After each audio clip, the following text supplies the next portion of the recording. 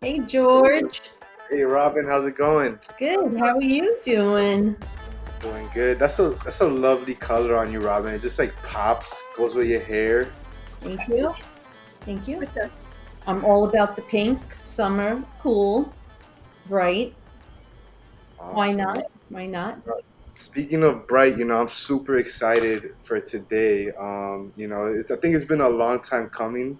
We're definitely happy to have today's guest. Robin, you do such a great job at intros. I don't know if you want to take it away for a quick intro. Well, thank you. You flatter me, George.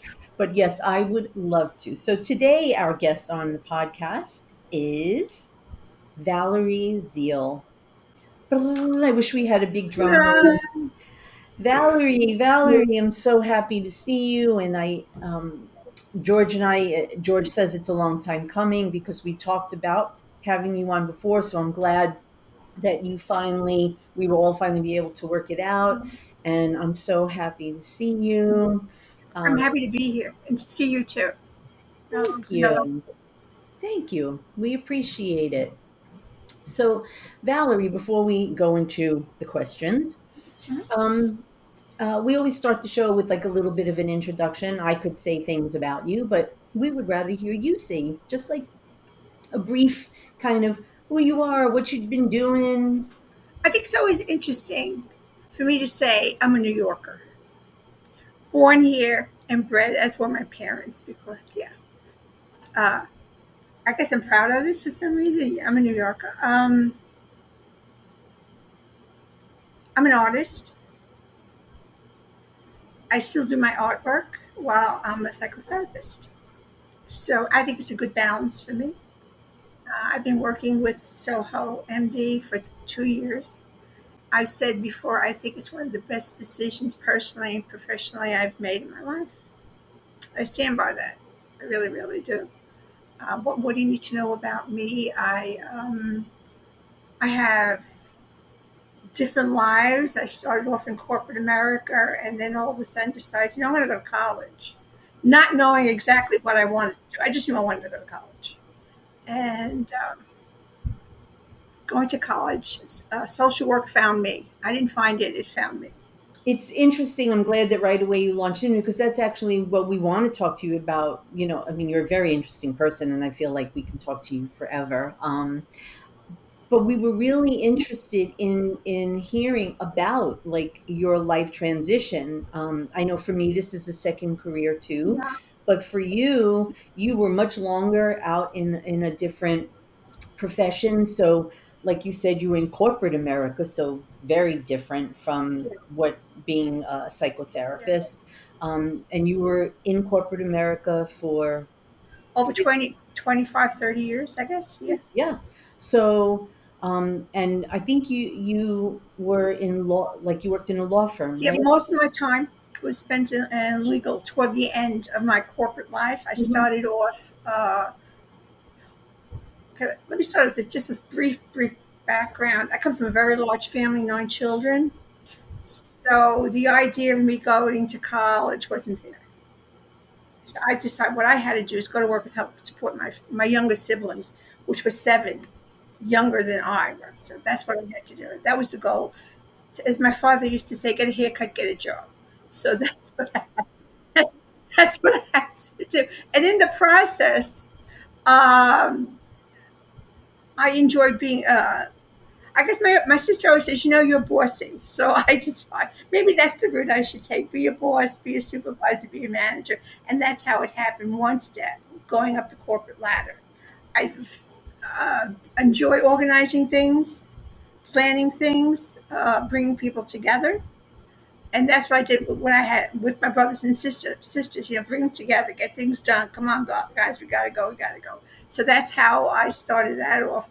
I started off in a brokerage firm, went to advertising, and then I went into legal, and I was a supervisor manager there. And after a while, I decided I don't like being put between a rock and a hard place. I don't like the idea of putting somebody on warning. So I said, I'm going to become one of the workers. And what I did was, uh, I decided I'm going to go to work at night and I'm going to do my artwork. And the reason I did that was because I had a therapist who said to me, Valerie, you're an artist. What are you doing? You need to go back to your art. And I knew I kind of shut that down to being corporate America because the goal was to help support my family. And I kind of put that in the background. And in therapy, I discovered that's what I need to do. And that's what I did. So I studied at the Art Student League, still there. I'm a life member. And I worked at night with lawyers. The last firm I was in almost 20 years, almost, and it was great. Just Wow. give me the work, let me do it, you know. So Uh, after all that time, Valerie, so what finally like inspired you to go back to school? So you mentioned before you ended up going to college later. So what inspired you to become an LCSW or a licensed clinical social worker for people that are not familiar with the acronym? well, this is a little personal. In my recovery, I remember sitting in this big room. It was in March, and it had snowed the weekend. And I was sitting in this big room. The sun came through. It was a beautiful, crisp, early March morning, and it just said, "I'm going to college," just like that. I'm going to college. Never dawned on me the kid from the Bronx was going to go to college. Really, yeah, I'm going to go to college. And it was I was scared. And I remember talking to a couple of people about it. And one friend said to me, "Whoa, it's going to cost so much money and the time, wah wah wah." And I said, "You know what, Anthony? Time is going to pass whether I go to college or not. So I might as well be doing something I want to do." And I didn't have in mind any career out of it. I just wanted to go to college. Ah, okay. Just a desire to learn. And all part of me that I can do it. The girl out of the neighborhood, I'll show you. Yeah. I can do this. So I started off at a community college, LaGuardia. Hmm. I was given a scholarship, some scholarship at Vassar. And I figured if I could do the work at Vassar, I can go to 4-year college. So I applied to Columbia. And to my amazement, they accepted me. Really? You took it, me? Uh, but after a while, I found out it wasn't from God's mouth to my ears. It was a lot of money because I still had to work and go to college. I mean, I was working, and so I decided, well, where else can I go? And I looked around CUNY, and John Jay had programs that I was interested in, forensic psychology, and that's how I wound up there. And I had a professor. She was great. She said, Valerie, I think you would be a good social worker. I said, "You're talking to me?" So, me? She said, "Go apply for graduate school." Me? Again, I was just, really? Okay, so I did. I applied. And Fordham, Yeshiva, and NYU. And when I went, they have the open houses. And when I sat in NYU in the little brownstone and listened to them, I said, "This is where I want to be." It was clinical. I said, "This is where I want to be. This is where I have to be." At that point in your life, like you're working full time, you're going to school, you're contemplating and assessing money situations. Can you just talk a little bit about that? Did you ever feel like maybe I shouldn't have done this? Maybe I bit too much that I could chew off? Yeah, absolutely. There's those dark nights of the soul where you say, "What the hell am I doing here? What, what kind of hole am I digging myself into?" And I had a professor at John Day. He said, "What are you complaining about? So you die in death. Who cares?" So he said, "Don't worry about it. You are where you're supposed to be." And he was right because I believe when you're on the right path, doors open up for you. And I applied for grants. I applied for scholarships. I got the money. It wasn't easy. Don't get me wrong. It wasn't like, "Oh, here." I had to look forward, and I had advisors who said, "Why don't you try this, Valerie? Why don't you try that?" I received money from the Women's Forum. You tell your life story, so I guess they were impressed with it. And they say, "Oh, here's some money." I said, "I'll take it. Thank you so much." So things like that helped me. But it was at times it was a struggle because I had to make choices.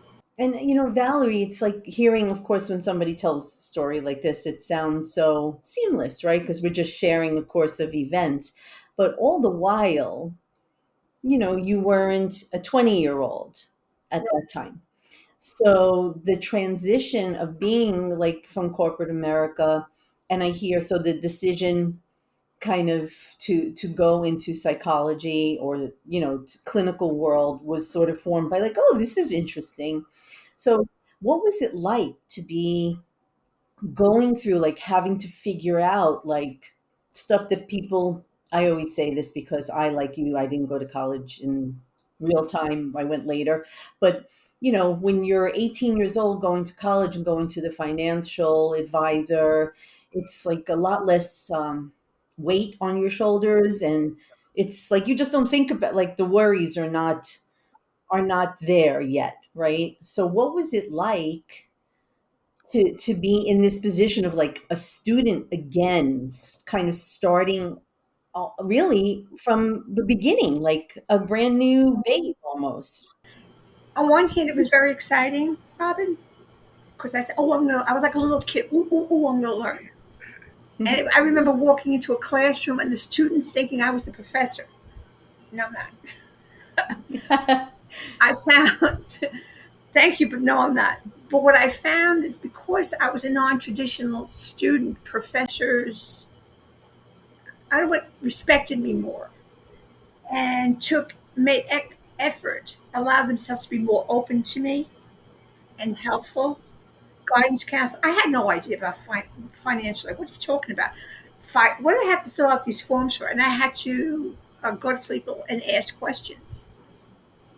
And sometimes I really felt, am I dumb or what? Right. But I had to figure that out. And again, like I said, it was sacrifice. I couldn't go out to brunch with my friends anymore. I couldn't go on the vacations anymore. Right. I couldn't go into DSW and buy the 4 pairs of shoes I wanted to buy. No, I couldn't do that. You know. So it was tight. It was really.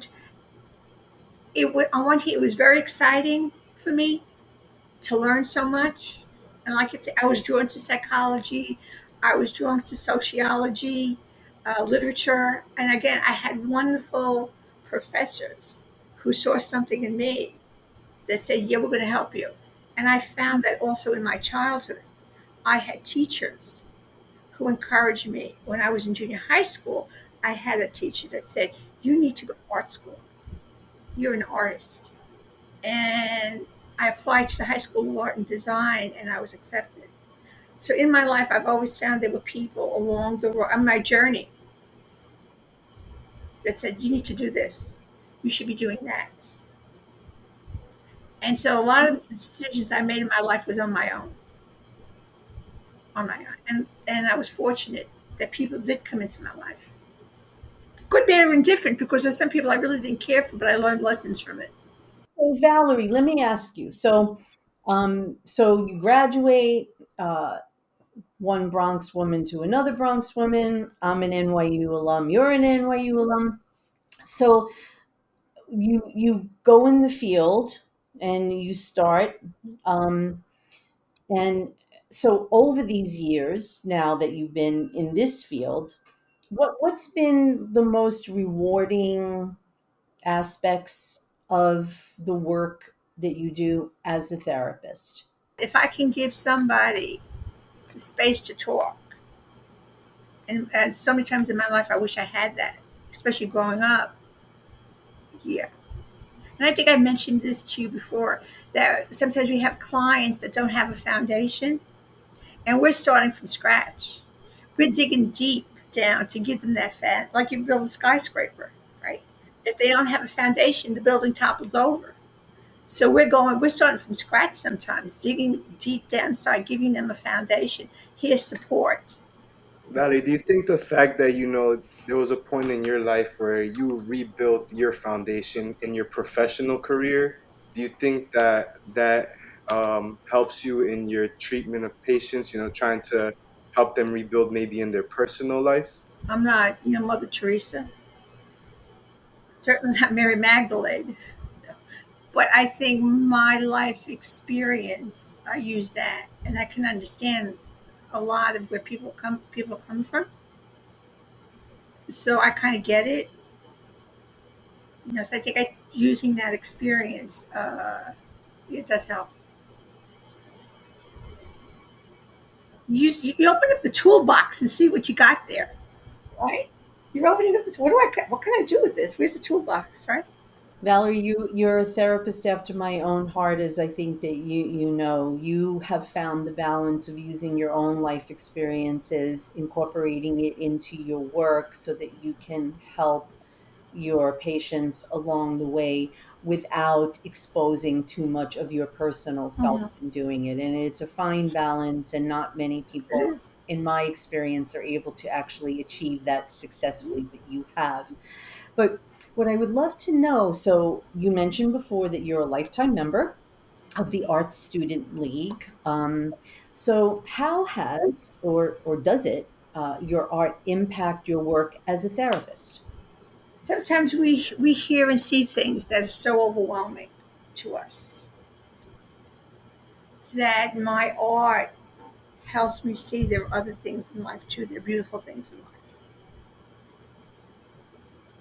That part is that creative part, and I think that helps me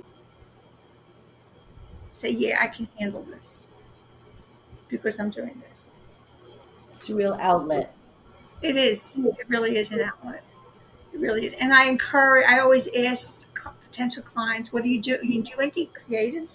And on my bio, they see that I went to art school, and they say, I picked you because you're an artist. You know, Yeah. and so I think there's that connection. I think everyone's creative. They just haven't found that part of them that's creative, and I think that's very, very important. So Valerie, in the last few minutes that we have left, for people that are listening, what advice would you have for others that may be contemplating changing their career, transitioning in some other way, even later in life, especially to those who may be interested in becoming a therapist? Don't listen to what other people tell you. Go by what you feel. Listen to your voice. I think society tells us don't listen. No, no, no, no. Listen to your inner voice. And there's no such thing as a mistake. Oh, I don't know. It's going to cost money, but no, you're learning something. You don't want to be 75 years old sitting by the window watching the cars go by. Shoulda, woulda, coulda, right? Listen to yourself. Listen to your inner voice. And I think that's part of when you sit and meditate and you get in touch with it. And I tell my clients, it's not something like a voice is not going to say, "Hey, dude, this is what you're supposed to be doing." No, it doesn't. Or all of a sudden, it comes to you. This is what I want to do. And when you're committed, and I believe when you're on the right road, even though it's difficult, doors will open for you. I think we have a couple of minutes. So I just want to say it's so funny because when I went back to school and then I got into the master's program, so it was in the mid 90s. Mhm. And when you were talking before about like not knowing things and having to start all over, right? So it was a lot of years since I was in school before that. But the thing that it's one of my favorite stories is when I had to do my first research project. So I go into NYU's school library and I'm looking around for the card catalog and I don't see anything. And I'm looking. So I go up to the desk and there's some young guy there. And I was like, excuse me, but where's the card catalog? He looked at me like I was speaking some language from Yes. another planet, his head tilted. And he's like, I don't know. I'm like, how do I find a book?